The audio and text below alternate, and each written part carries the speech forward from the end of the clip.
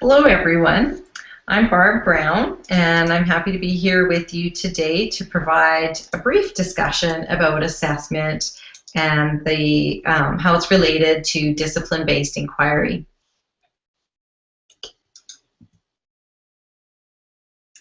I will begin by highlighting the core characteristics of discipline-based inquiry. You may already be familiar with the Galileo Educational Network and the inquiry rubric.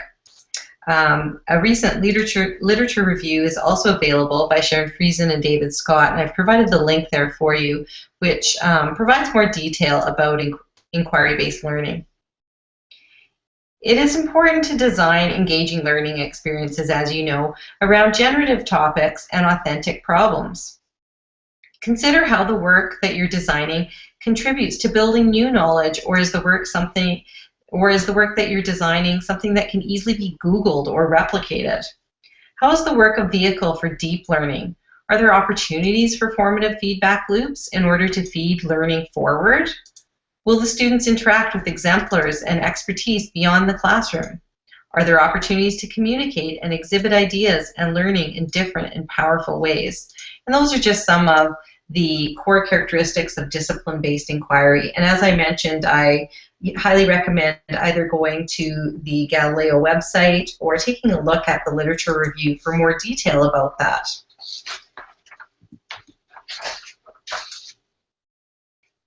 A core characteristic of discipline-based inquiry is formative assessment and incorporating processes for ongoing feedback loops. Assessment is viewed as a bridge between teaching and learning. And I wanted to share with you Dylan Williams' book. This was written in 2011, Embedded Formative Assessment. And this book focuses on how formative assessment practices have a greater impact on achievement than most other forms. And so that's really what we're going to be talking about today, is some formative assessment practices. Consider how your assessment practices inform the next steps for learning.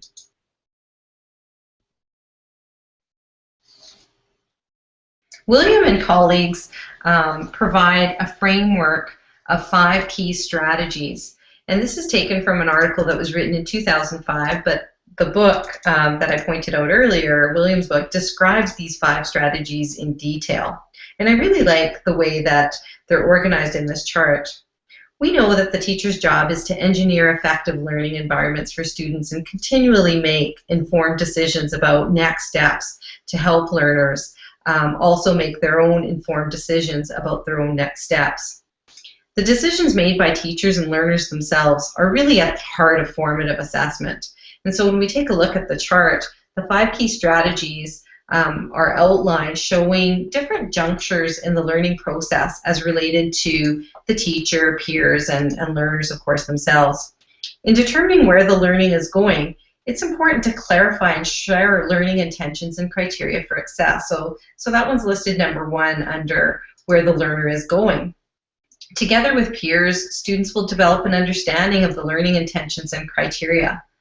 The second strategy is about engineering effective classroom discussions, activities, and tasks that provide us evidence of learning. Evidence of learning is the important part here.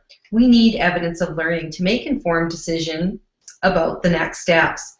We need to provide feedback that will move the learning forward and not stop or halt the learning.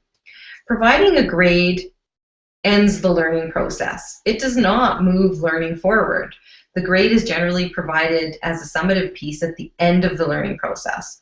The teacher can collect evidence of learning and provide feedback. The teacher can activate learners as resources for one another and for peers.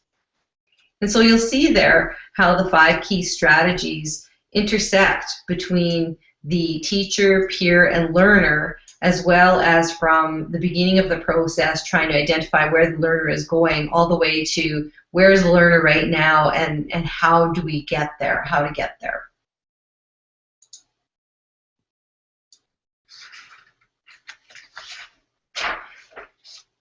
Take a moment to reflect on the processes and instruments you currently use and value related to the 5 key strategies for formative assessment.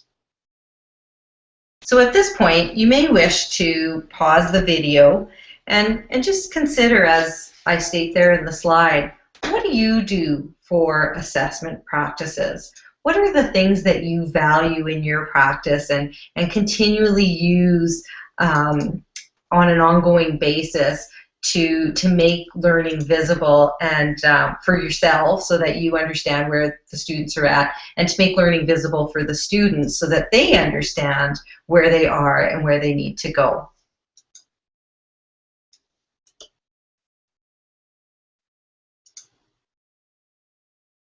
Consider the examples that you thought of, the instruments, the practices that you're currently using, and determine how these might connect to the 5 key strategies of embedded formative assessment.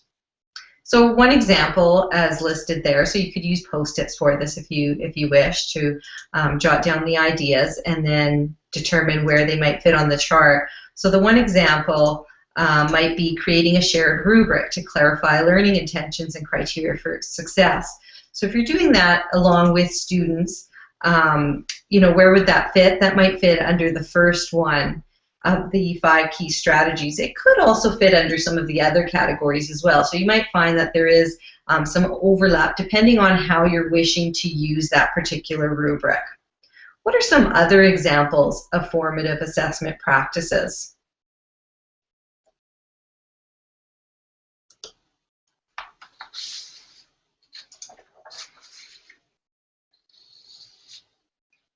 Feedback must be a recipe for future action. Providing a grade at the end, providing a grade really ends the learning process, as I mentioned earlier. It does not move the learning forward. How many of you provide a grade and comments when grading student assignments? Don't be shy. I know you do it. I do it too. Does the practice of providing grades and comments move learning forward? Is really a question we need to consider. What can we do to make sure that the learning is moving forward and does not stop?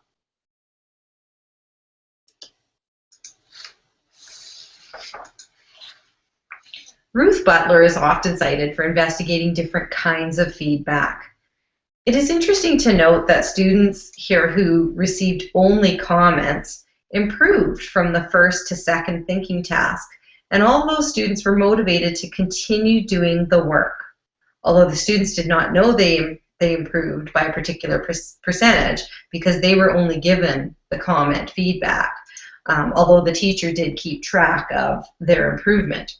It is interesting to note the best type of feedback for improvement is comment-only feedback, with opportunity to incorporate the feedback into next steps. Students with comment-only feedback were interested in continuing to do similar work, whereas in the grades only or the grades with comment groupings were less inclined to continue doing similar work.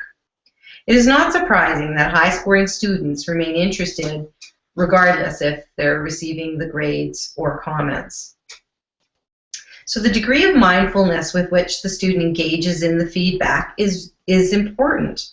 When we provide both grades and comments, the students typically look at the grade, and the comments generally do not inform the next steps.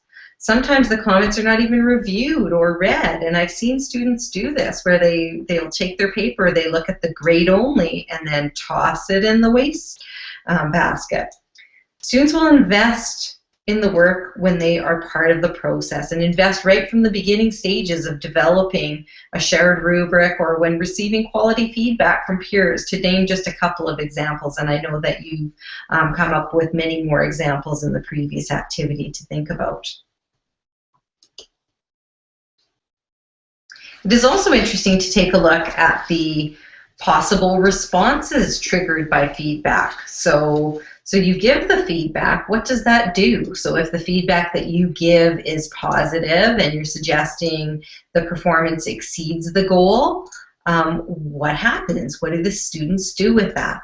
If you give feedback that indicates the performance falls short of the goal, again, what do students choose to do with that particular feedback?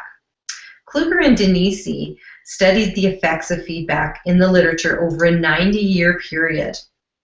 Out of 8 possible responses, so they found there's 8 possible responses triggered by feedback, it's interesting to note that only 2 are about increasing aspiration and effort.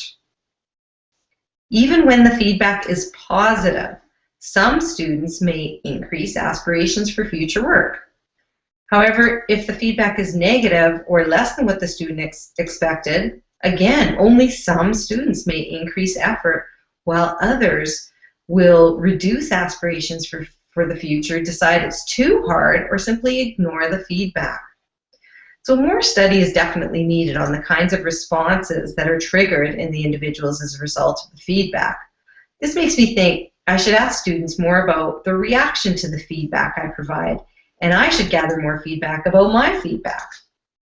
I wonder, what are the learning designs and the type of feedback that result in students increasing aspiration or increasing effort in my own classes?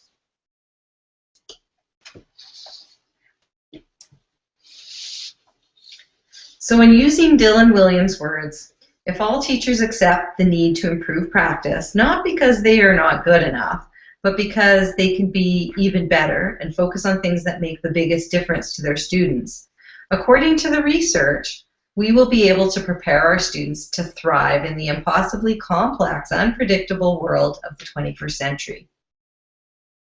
I will use a yoga analogy to conclude this discussion.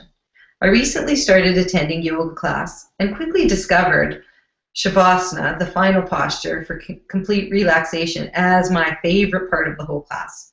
The instructor tells everyone it's time to let go and clear your mind of any distractions. At this point, I'd like to ask you to take time to clear your mind of any distractions. It's so easy to respond to an idea by saying, yes, but I can't do this because, and listing the distractions or barriers that are in the way of being able to do something. Clear your mind of the distractions and think yes and instead of no but when reflecting on your ideas and the ideas of your colleagues. Consider your theories of learning and the processes, instruments that you value for formative assessment. Do you have one theory of learning that you want to keep, and perhaps one you would like to let go or refine as you engineer effective learning environments? For example, one theory of learning to keep might be the idea of co-creating learning intentions and criteria for success alongside your students to make learning visible for all. One theory of learning you might consider letting go is providing grades or grade comment combinations too early in the process and while the students are still learning.